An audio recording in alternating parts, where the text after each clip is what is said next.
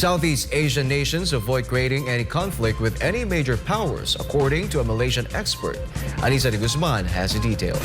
ASEAN member states have dramatically improved themselves economically and learned how to get along with countries of diverse political and economic systems. This was how Syed Mahmoud Ali, an associate fellow at the Institute of China Studies of the University of Malaya, described the improvement of ASEAN in the past 2 to 3 decades. Well, ASEAN countries have dramatically developed themselves economically over the last 2-3 decades. They have been able to do that by ensuring that the entire region incorporated countries of diverse political economic system like Vietnam, Laos, and Cambodia on the one hand, and Thailand, Malaysia, Indonesia, Singapore on the other.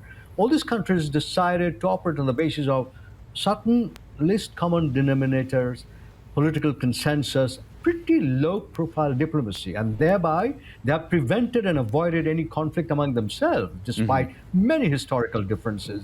Ali added that ASEAN nations have been subject and victims of imperial colonialism for more than a century, and avoiding conflict is what they aim for, despite historical differences.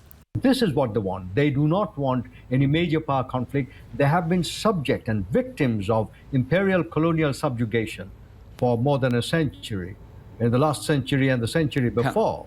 So they would avoid this by all means. During his meeting with U.S. President Joe Biden, Chinese President Xi Jinping called for the improvement of China-U.S. relationship on the sidelines of the APEC summit in San Francisco, California. With over 640 million inhabitants, ASEAN represents 8.7% of the total world population and is one of the world's most culturally diverse regions in the world. Di siya Anisa de Guzman, Dragan Chakuntep Mahanakon, SMN News, Pratatay, Sawadika.